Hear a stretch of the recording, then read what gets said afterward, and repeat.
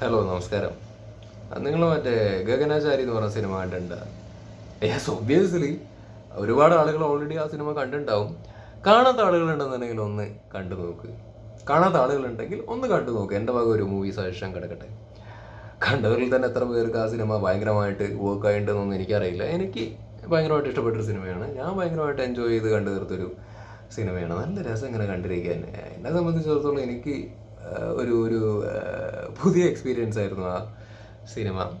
ആ സിനിമയുടെ തുടക്കം തന്നെ നമുക്ക് അതിൻ്റെ ഒരു മൂഡ് കിട്ടിക്കഴിഞ്ഞാൽ, നമുക്ക് തുടക്കം തന്നെ ഒന്ന് ആ സിനിമയിലേക്ക് ഇന്നാവാൻ വേണ്ടി പറ്റിക്കഴിഞ്ഞാൽ പിന്നെ രക്ഷപ്പെട്ട് നമുക്ക് പിന്നെ നല്ല രീതിയിൽ ആ സിനിമ ഇങ്ങനെ ഇരുന്ന് ആസ്വദിക്കാം. നല്ല ഗംഭീര എക്സ്പീരിയൻസ് ആ സിനിമ നമുക്ക് സമ്മാനിക്കും. പക്ഷേ നമുക്ക് തുടക്കം തന്നെ അതിലേക്ക് ഇന്നാവാൻ വേണ്ടി പറ്റണം. നമുക്ക് ആ ഒരു മൂഡ് കിട്ടണം എന്നുള്ളൊരു കാര്യം മാത്രമേ ആക്ച്വലി ഉള്ളൂ. അതാണ് ഞാൻ തുടക്കം തന്നെ പറഞ്ഞത്. എത്ര ആളുകൾക്ക് അത് വർക്കായി അല്ലെങ്കിൽ ആയില്ല എന്നുള്ളത് എനിക്കറിയില്ല എന്ന് പറയാൻ കാരണം അതുകൊണ്ടാണ്. അപ്പോൾ പറഞ്ഞു വന്നത് നമ്മുടെ അരുൺ ചന്തു. എന്നാ ചന്തേ എന്നാ പണ്ണ പോറേ, എന്താ പാട്ടേ എന്നാ പണ്ണ പോറേ. വല 1.5 മിനിറ്റിൻ്റെ 4.5 മിനിറ്റിൻ്റെ ഒരു വല ഇൻട്രോ വീഡിയോ എന്ന് പറഞ്ഞിട്ട് അവർ ഇറക്കി വിട്ടിട്ടുണ്ട്. അപ്പം നമുക്ക് അത് കാണാം. 4.5 മിനിറ്റിൻ്റെ ഇൻട്രോ വീഡിയോ. ഇതെന്താ സംഗതി? ഈ ചങ്ങായി എന്താ കാണിക്കാൻ പോണാവോ അല്ലേ? ഒരു പ്രത്യേക തരം ഒരു മനുഷ്യനാണ് തോന്നുന്നുണ്ട് ഗഗനാചാരി. അത് വല്ലാത്തൊരു കൈൻഡ് ഓഫ് സാധനം. ഇതെന്താണാവോ? നമ്മുടെ ജഗതി ശ്രീകുമാർ സാറിൻ്റെ പടം. അത് ആദ്യമേ അന്ന് വന്നല്ലോ ഒരു പോസ്റ്റർ പോലെയൊക്കെ. അപ്പം തൊട്ടേ വെയിറ്റ് ചെയ്യണത് എന്താ പരിപാടി എന്നറിയാൻ വേണ്ടിയിട്ട്. ലുക്സ് ഇൻട്രസ്റ്റിംഗ് ഇതിൻ്റെ തമ്പനയിലൊക്കെ. ഓക്കെ,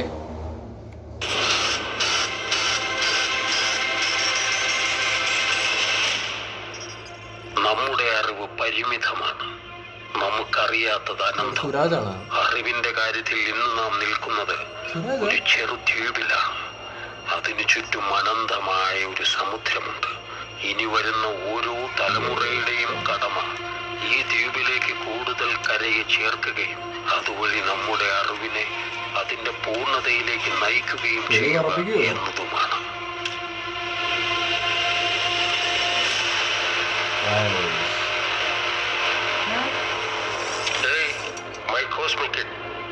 തിരക്കിലാണോ? നല്ല വെയിലുണ്ടപ്പ, എനിക്ക് പുറത്തേക്ക് പോകണം. താര എവിടെയും പോകുന്നില്ല. വേണ്ട, അരുത്. അത് വെയിലല്ല താര, ഇരുട്ടാണ്.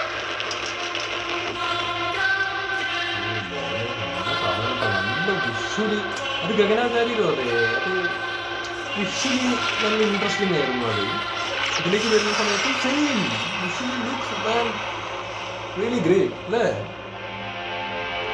വൗ,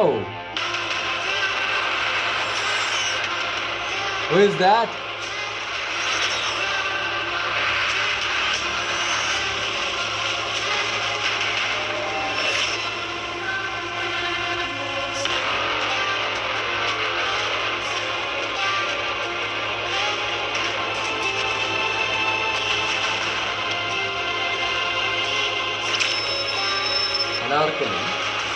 അനാർക്കലി മരക്ക. ഇതൊരു ആക്ച്വലി നല്ല സിനിമകളുടെ ഭാഗമാണ്. എപ്പോഴും ഞാൻ ശ്രദ്ധിച്ചിട്ടുണ്ട് നല്ല സിനിമകളുടെ ഭാഗമായിരിക്കും എപ്പോഴും.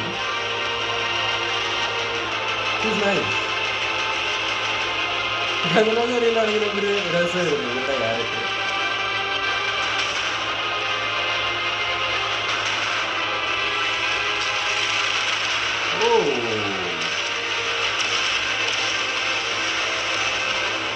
മനസ്സിലാവുന്നില്ല, എന്തായാലും മനസ്സിലായതുകൊണ്ട് Not a world burning down, see truth in these eyes looking grey, I call it icy. War cry still in Nazi, new age killers going around looking fasty. Do you feel the pain? Do you see the rage? You're in the reverse, life is just a maze, caught up in the dirt.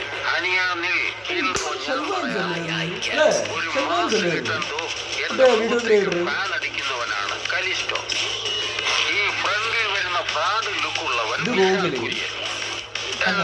സ്വാഗിൽ നടന്നു പോണ അവരുടെ സൈഡിൽ നിന്നും show ഇറക്കുന്നവനാണ് പുറംപോക്ക് Pluto. പുറകിൽ സംശയാസ്പദമായ സാഹചര്യത്തിൽ ചുറ്റിത്തിരിയുന്നവൻ Renault. യവനെ ഞാൻ എവിടോ കണ്ടിട്ടുണ്ട്. മരിച്ചു പോയിട്ടും ജീവിച്ചിരിക്കുന്ന ഈ സ്വാമികളുടെ ലോകത്ത് ഈ സെറ്റപ്പ് മൊത്തം നടത്തിക്കൊണ്ടുപോകുന്ന ഓൾ ഇൻ ഓൾ പ്രൊഫസർ അമ്പിൾ uncle Luna.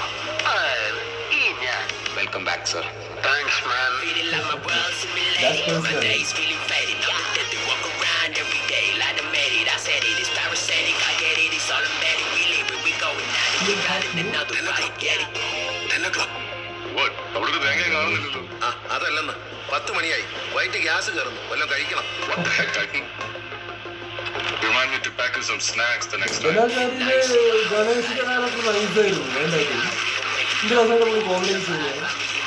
It's gonna be my colleague. Said I'm not alone. Hey, there we going now. ഇതുകൊണ്ടൊന്നും തീരും നീ ഒന്നും വിചാരിക്കണ്ട കേട്ടാ. കിടു കാസ്റ്റിംഗ് കേട്ടാ, കിടു.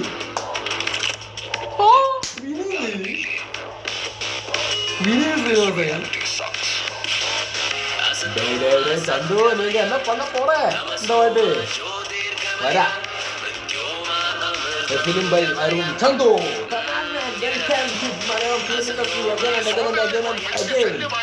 അപ്പുറം ഗഗനാചാരി.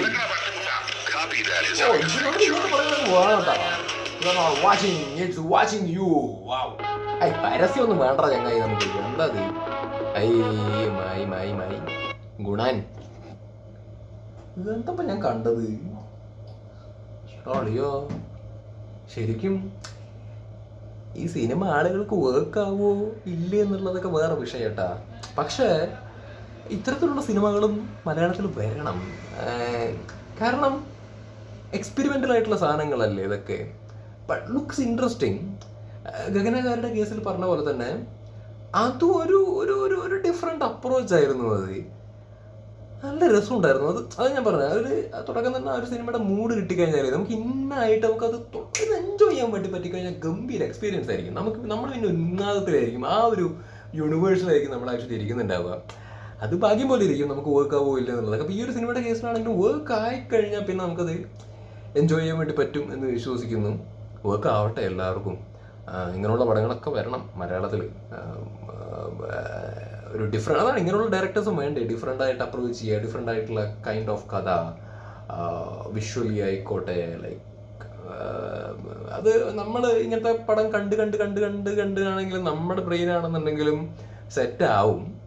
എന്താ പറയുക, നമ്മൾ ഓക്കെ ആവും. ഇത് അക്സെപ്റ്റ് ചെയ്ത് നമ്മൾ മെല്ലെ മെല്ലെ തുടങ്ങും. ആദ്യമൊക്കെ ഒരു പ്രയാസം ഉണ്ടാവും ഇങ്ങനത്തെ പടമൊക്കെ ഒന്ന് അക്സെപ്റ്റ് ചെയ്യാൻ, വർക്ക് ആവാനും ഒക്കെ. പക്ഷെ അത് പിന്നെ അത് നൈസായിരിക്കും എന്ന് തോന്നുന്നു. ഇപ്പോൾ ഗഗനാചാരിയുടെ കേസിലാണെന്നുണ്ടെങ്കിൽ കുറേ ആൾക്കാർക്ക് വർക്കായി, കുറേ ആൾക്കാർക്ക് വർക്കായിട്ടില്ല.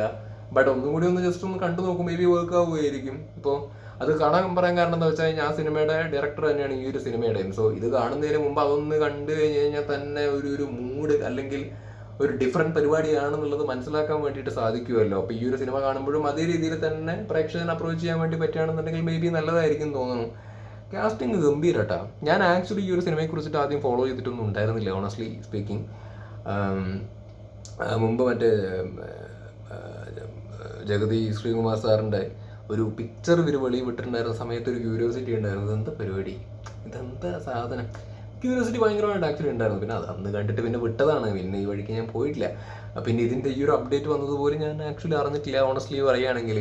ഞാൻ ഭയപ്പെട്ട് നോക്കിയിട്ട് എൻ്റെ എന്തൊക്കെയോ പരിപാടി നോക്കി ഞാൻ ഇരിക്കുകയായിരുന്നു. പിന്നെ പെട്ടെന്ന് ഈ ഒരു സിനിമയുടെ അത് ബ്രൗസ് ഫീച്ചറിൽ വന്ന് കിടന്ന സമയത്താണ് ഞാൻ ഞെട്ടിയത്. ഇത് വന്ന 4.5 മിനിറ്റ് പരിപാടി എന്നൊക്കെ പറഞ്ഞിട്ട് പിന്നെയാണ് തപ്പരുന്ന് ചെയ്യാൻ വേണ്ടിയിട്ട് നിൽക്കണം ഈ ഒരു സിനിമ വീഡിയോ ചെയ്തത്.